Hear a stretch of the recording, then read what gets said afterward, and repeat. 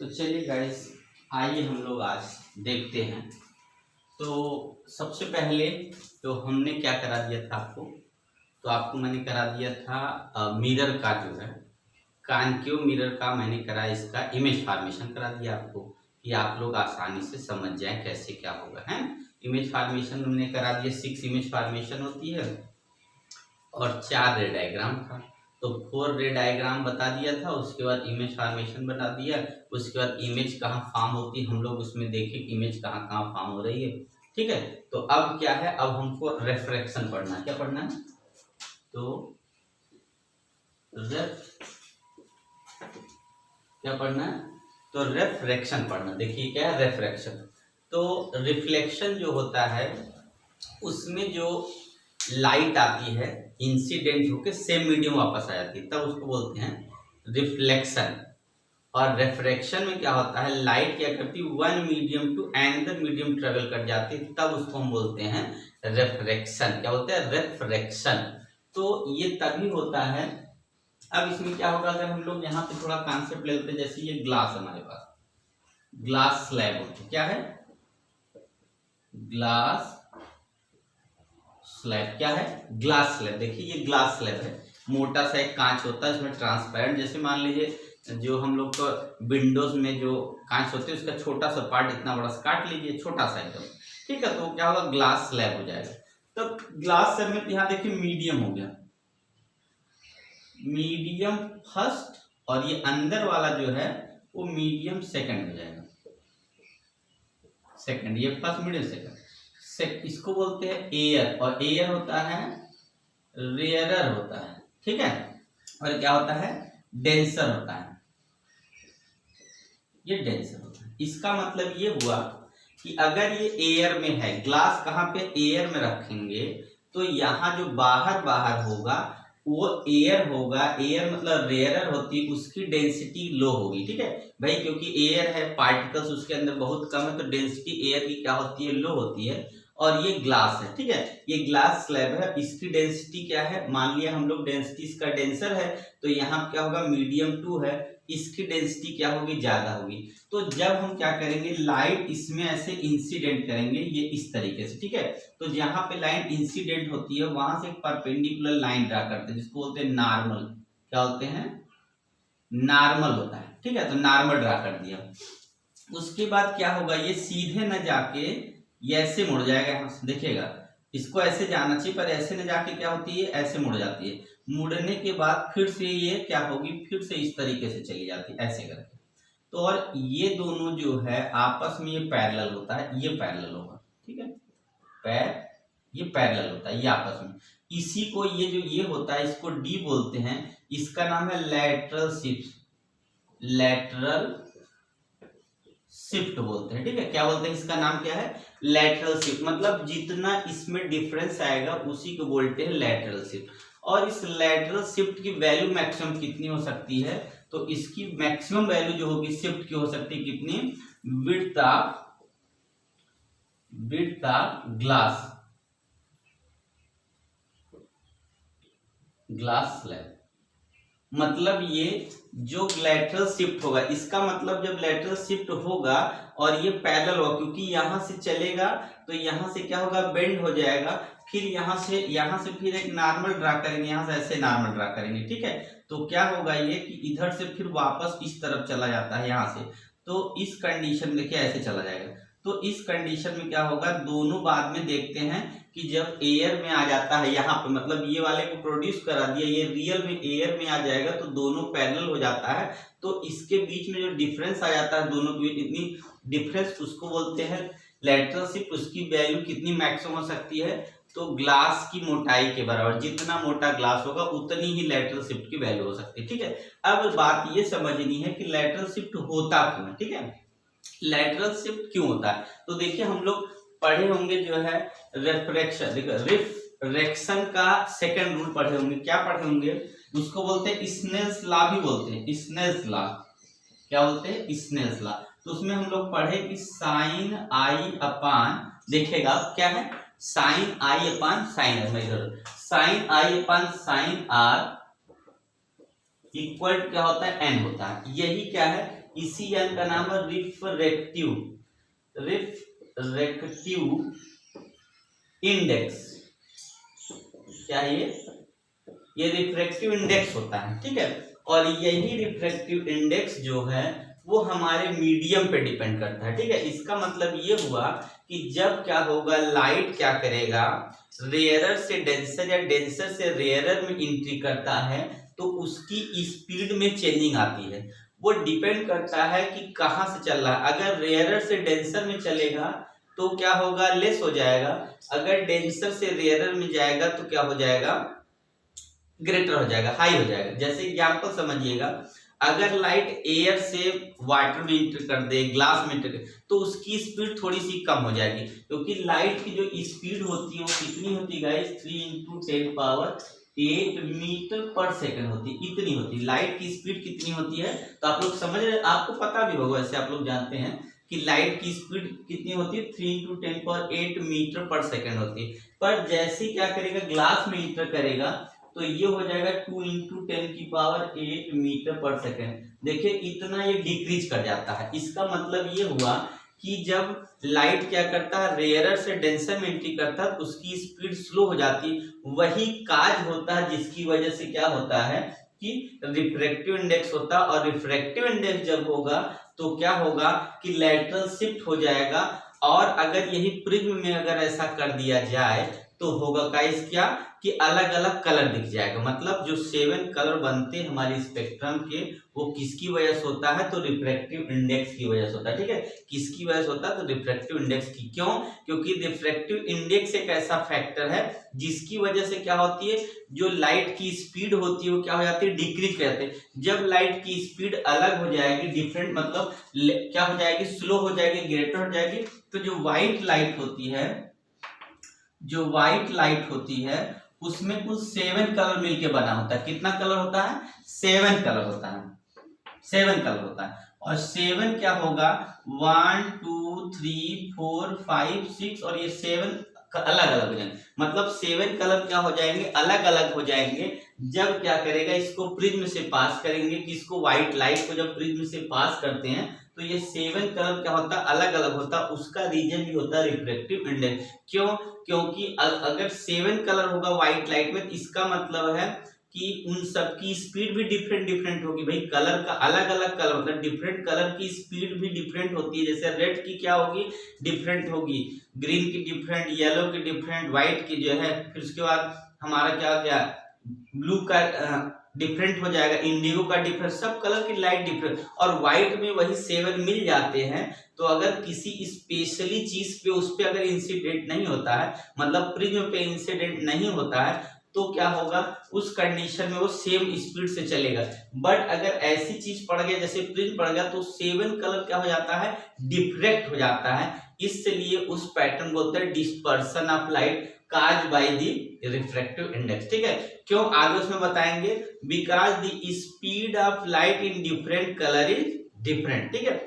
Speed of light are different in different colour, ठीक है। इसका मतलब ये हुआ कि डिफरेंट कलर की लाइट का स्पीड डिफरेंट होता है। इसका मतलब ये, जब इसी ग्लास से या तो प्रिज्म से पास करेंगे तो जिसकी स्पीड क्या होगी, ज्यादा होगी, जिस कलर की लाइट का, वो जल्दी से आ जाएगा। जैसे यहाँ पे मान लीजिए एक प्रिज्म बनाते हैं, देखिएगा, तो यहाँ पे अगर यहाँ पे व्हाइट लाइट आएगी तो ये क्या होगा, यहाँ से ऐसे चला जाएगा एक, फिर यहाँ दूसरा आ गया, ये थर्ड आ गया, ये फोर्थ आ गया, ये फिफ्थ आ गया, ये 6 आ गया, और ये मान लिया और 7 आ गया। तो इसमें क्या होगा, यहाँ पे जो कलर होता है वो क्या होता है, वायलेट होता है। यहाँ पे क्या होता है, इंडिया, यहाँ पे होता है रेड वाला, ठीक है। इसका मतलब ये हुआ, इसमें बोलते हैं विब ग्योर बोलते हैं, ठीक है। आप समझिएगा, विबग्योर का मतलब है इसकी स्पीड बहुत तेज है, और जिसकी स्पीड बहुत ज्यादा होगी, इसका मतलब उसका एक फैक्टर वेवलेंथ का, उसका वेवलेंथ क्या होता है, बहुत क्या होता है, छोटा होता है। इसका मतलब है वायलेट कलर जो होगा उसका जो है, जो इसका जो क्या होगा, तो वेवलेंथ होता है वो स्मॉलर होगा, बहुत कम होगा, इसलिए इसकी स्पीड बहुत ज्यादा होगी।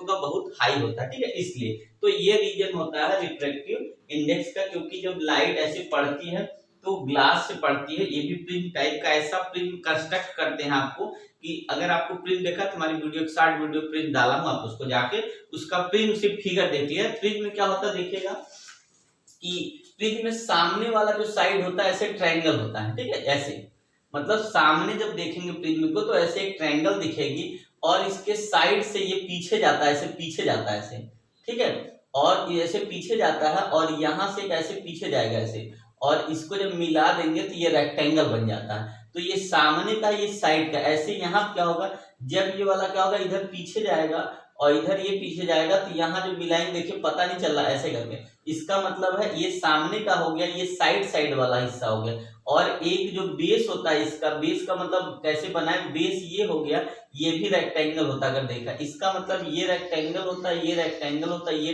रेक्टेंगल होता है, और ये क्या होता है ट्रायंगल होता है, ठीक है, और एक जस्ट इसके अपोजिट ट्रायंगल होगा, मतलब इस तरीके से लेंगे, जैसे यहाँ आप समझिएगा, जैसे ये हिस्सा, यही हिस्सा हमको दिखेगा, ये ट्रायंगल होगा, उसके बाद ये और ये रेक्टेंगल और नीचे रेक्टेंगल होगा, और इसका अपोजिट इधर क्या होगा, इस तरफ जो होगा इधर वो क्या होगा ट्रायंगल। इसका मतलब है दो फेस, क्योंकि एक फेस ये, क्योंकि ये फेस रहेगा नहीं, क्योंकि शेप इसका ऐसे है, यहाँ से ऐसे जोड़ दिया है, तो ये जो ऐसे जोड़े है इधर वाला जैसे हमारा हाथ देखिए, ये क्या है रेक्टेंगल ना, तो ये ऐसे जोड़ दिया एक यहाँ पे, ये रेक्टेंगल देखिएगा आप, ये देखिए एक यहाँ जोड़ा एक यहाँ जोड़ा, तो देखिए ये क्या होगा, ये बन गया हमारा ट्रायंगल, और ये वाला हिस्सा हो गया रेक्टेंगल, ये वाला हो गया हिस्सा रेक्टेंगल, देखिए ये दोनों रेक्टेंगल हो गया और ये बीच में ट्रायंगल हो गया, एक नीचे ऐसे हो जाएगा, तो ये भी देखिए रेक्टेंगल है, ये भी रेक्टेंगल है, और ये भी दोनों को जोड़ेंगे तो ये हमारा हो जाएगा एक क्या बन जाएगा प्रिज्म बन जाएगा। उसके पीछे भी सेम होता है, तो इसका मतलब है 3 जो है रेक्टेंगल और 2 ट्रायंगल से मिलकर जो बनता है वही, तो उसमें ये होगा कि ट्रायंगल वाले हिस्से से ही हम लाइट को पास करते हैं, नहीं तो क्या होगा डिस्पर्सन की कंडीशन नहीं होगी, लाइट नहीं दिखेगा, ठीक है, लाइट अलग नहीं होता है, तो इस तरीके से होगा, वो भी स्पेशली किसी एंगल से। तो इतना समझ में आया, चलिए आगे इरेज करते हैं।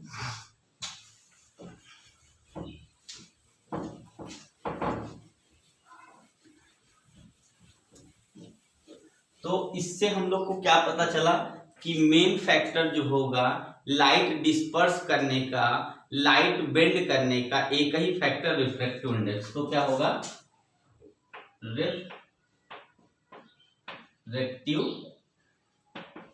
इंडेक्स, ठीक है। ये क्या होता है रिफ्रैक्टिव इंडेक्स, देखिए क्या है, अगर डिफिनेशन में जाते हैं तो लिखेंगे द रेशियो ऑफ क्या लिखेंगे, the ratio of speed of light in vacuum to speed of light in medium.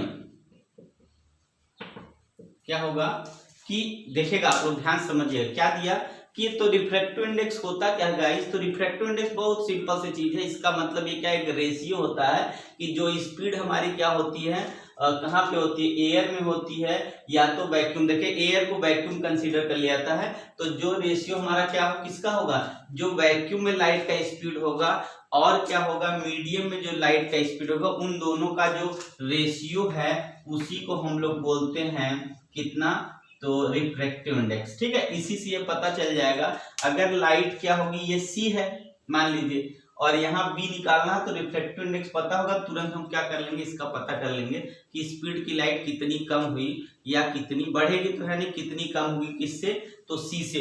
अगर ये क्या होगा, अब देखिए इतना समझ में, तो ये फार्मूला हो गया रिफ्रैक्टिव इंडेक्स निकालने का, और इसकी कोई यूनिट नहीं होती क्योंकि स्पीड ऑफ यहाँ भी स्पीड यहाँ पर भी, तो दोनों यूनिट सेम कट के यूनिट लेस हो जाएगा, ठीक है।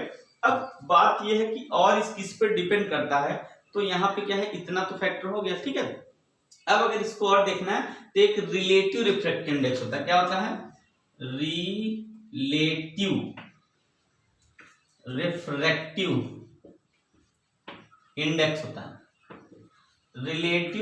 देखिए रिलेटिव रिफ्रैक्टिव इंडेक्स निकालने के लिए हमको क्या करना पड़ेगा, इसमें 2 मीडियम को ऐड करना पड़ता है, वो दो मीडियम क्या हो सकते हैं? देखिए सबसे पहले क्या रिफ्रैक्टिव इंडेक्स क्या होती है? Ratio of speed of light in vacuum to speed of light in medium. जैसे क्या हुआ, लाइट आया, जैसे यहाँ पे आ रहा, एयर में आ रहा, फिर उसके बाद क्या होगा, किसी ग्लास पिन पे पड़ेगा, उसकी स्पीड धीरे धीरे दूसरी तरफ जाएगी, स्पीड थोड़ा सा कम हो जाएगा, तो इसका मतलब क्या होगा, वो रेयरर से डेंसर में हो गया। अगर वही क्या होगा, डेंसर से निकलेगा तो रेयरर में जाएगा, थोड़ी स्पीड बन जाए। एक फिगर आप लोग देखिएगा कि अगर ये ग्लास है, ठीक है, ये डेंसर अगर,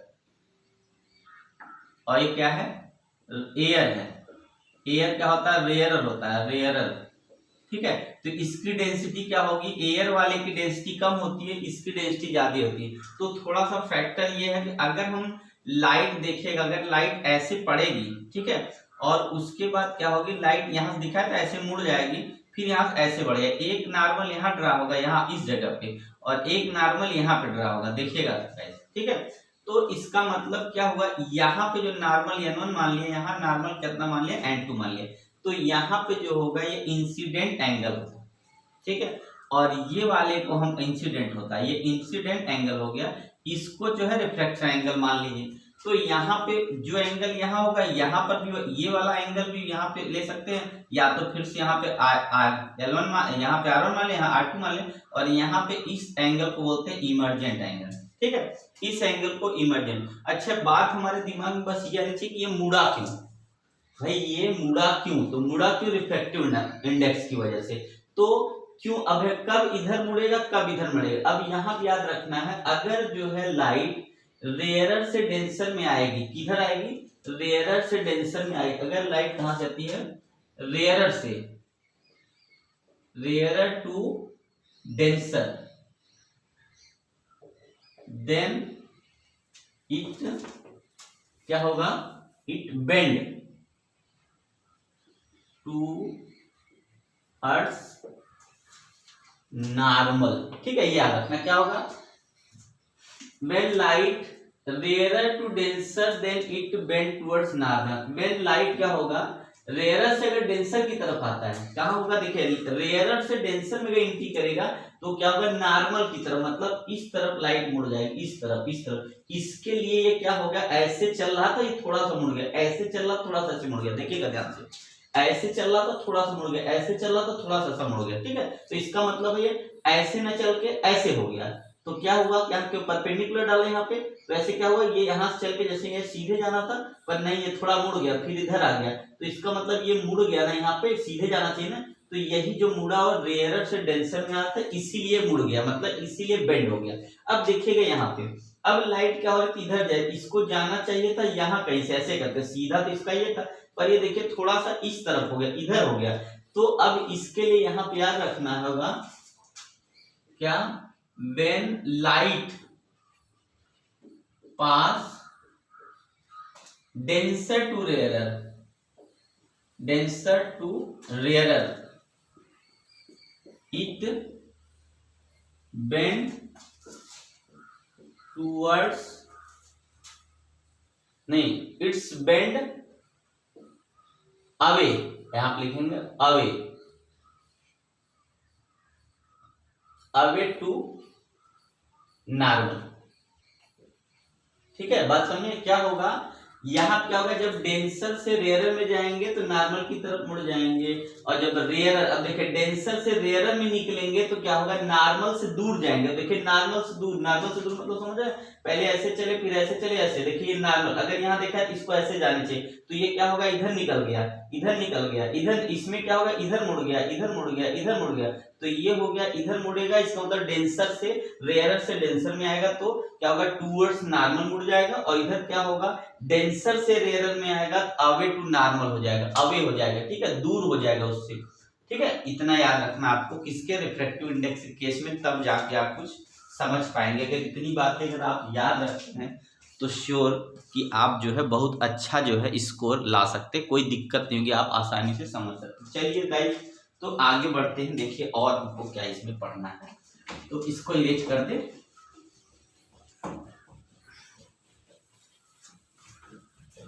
चलिए देखते हैं, आप लोग समझ रहे हैं ना। तो अब हम लोग को क्या देखना है, रिलेटिव रिफ्रैक्टिव इंडेक्स, क्या लिखाना है, रिलेटिव ठीक है, रिफ्रैक्टिव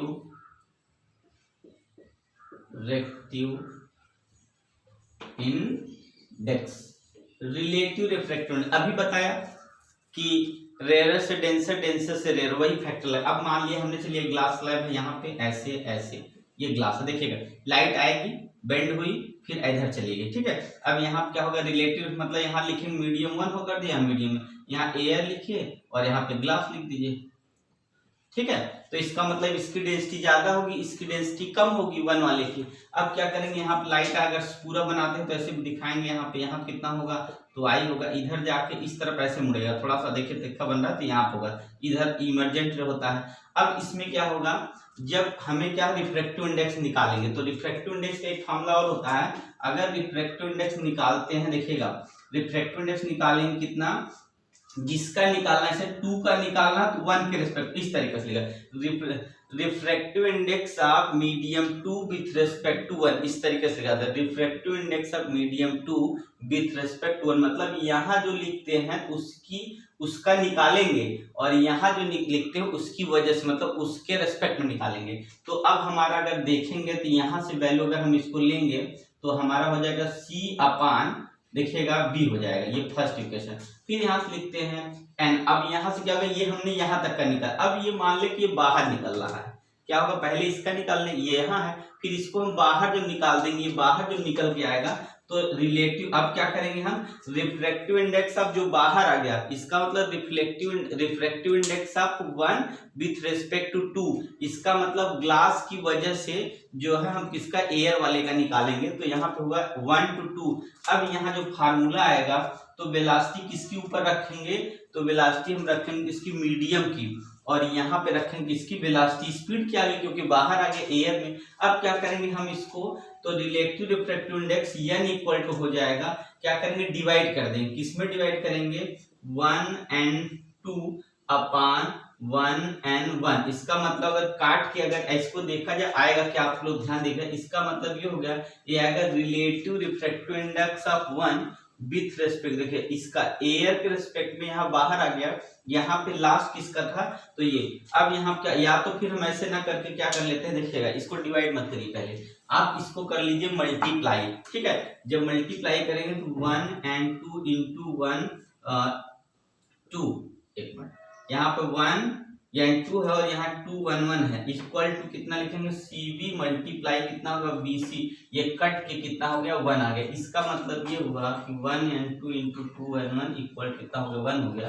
तो लास्ट में क्या आ जाता है, यूनिटी आ जाता है। यूनिटी का मतलब कि जब दोनों रिलेटिव रिफ्रैक्टिव इंडेक्स का मल्टीप्लाई करेंगे, जैसे इसका तो कट के 1 आएगा, क्योंकि इसका मतलब पहले एयर में चला तो बाद में भी क्या आएगा, एयर में आ जाएगा, पहले भी एयर में चला बाद में भी एयर में, मतलब फर्स्ट क्या होगा, एयर से इंटर करेगा तो यहाँ पे एग्जिस्ट भी एयर में कर जाएगा, उस कंडीशन में कटने के बाद रिलेटिव रिफ्रैक्टिव इंडेक्स क्या हो जाएगा, 1 आ जाएगा, ठीक है। तो इस तरीके से 1 आ गया। अगर इसमें एक की वैल्यू हमको निकालनी है, मान लीजिए यहाँ देखिए गलती लग रहा है, यहाँ पे 2 है, अगर इसमें से किसी एक की वैल्यू निकालनी है 1, तो इसका मतलब है हमें निकालना रिफ्रैक्टिव इंडेक्स ऑफ क्या, refractive index of glass with respect to air. अब यहाँ हम नाम लिख देते हैं, refractive index of glass with respect to air, तो यहाँ क्या होगा, 1 अपान हो जाएगा, देखिएगा यहाँ refractive index of air with respect to glass हो जाएगा, है उसका उल्टा हो जाएगा।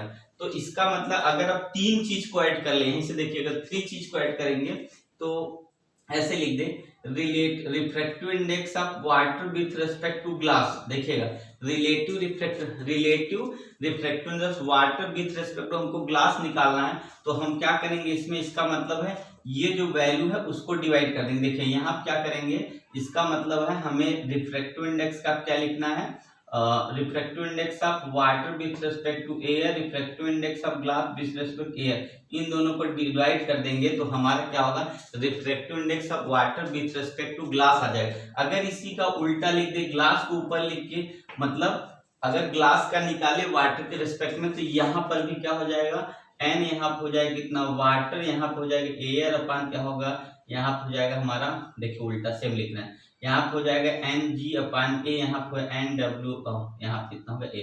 इसका मतलब है क्यों ऐसा लिखा जाता है, क्योंकि आप लोग ध्यान देखिएगा जो रिफ्रैक्टिव इंडेक्स होता है वो एयर के ही क्या होता है, रिस्पेक्ट में होता है, जब तक एयर के रिस्पेक्ट में, इसीलिए रिलेटिव निकालना होगा तो एयर होना चाहिए। जैसे मान लीजिए पहले लाइट आती है, ग्लास में पानी भरा है, तो सबसे पहले क्या आएगी, एयर से ग्लास में एंटर करेगा, ग्लास से फिर क्या होगा, फिर पानी नहीं भरा तब के मान लीजिए पहले एयर से कहाँ आएगी, ग्लास में, ग्लास से फिर बाहर आ जाएगा, तो एयर से वाटर का निकाल लेंगे, वाटर से फिर क्या, एयर से क्या करेंगे, ग्लास करेंगे, ग्लास से फिर एयर का निकाल लेंगे।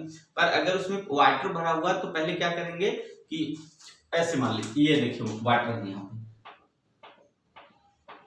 पहले यहाँ से एयर आया, ये AIR एयर हो गया, यहाँ पे हो गया ग्लास, बर्तन ग्लास का है, यहाँ पे वाटर भरा है, तो यहाँ से आएगा, फिर ग्लास में एंट्री कर वाटर में जाएगा, फिर यहाँ पे मान ले सेम यहाँ पे वही ग्लास, फिर बाहर में एयर आ गया। इसका मतलब एक बार निकलेगा हमारा refractive index of glass with respect to air, refractive index of water with respect to, देखिएगा यहाँ क्या है, अगर वैसे देखेंगे ग्लास भी आएगा, फिर आगे देखेंगे refractive index glass with respect to water, फिर यहाँ होगा रिफ्रैक्टिव इंडेक्स ऑफ, यहाँ पे हो जाएगा कितना, इस तरीके से 3 होगा, तो आपस में कोरिलेट किया जाता है, क्योंकि हमेशा जो हम लोग का रिफ्रैक्टिव इंडेक्स ऑफ वाटर भी होगा तो एयर के रेस्पेक्ट में ही वैल्यू लिखी है NCERT बुक में, और ग्लास का भी इसका मतलब है ये हमारा रिफ्रैक्टिव इंडेक्स, जैसे वाटर का रिफ्रैक्टिव इंडेक्स कितना होता है, तो 1.33 होता है, कितना होता है, तो 1.33 होता है, और ग्लास का कितना 1.5 होता है, 1.50 या 1.5, ठीक है, तो वाटर का 1.33 होता है, और किसका, तो ग्लास का। तो ओके गाइस, तो चलिए जो है वीडियो बड़ी हो रही, तो आपको जो है नेक्स्ट टाइम में जो है आगे का जो है रे डायग्राम और सब आपको कराता हूँ। ओके, आप लोग समझ गए होंगे, तो आप लोग ध्यान से देखें, आपको सब समझ में। ओके गाइस, चलिए, थैंक यू।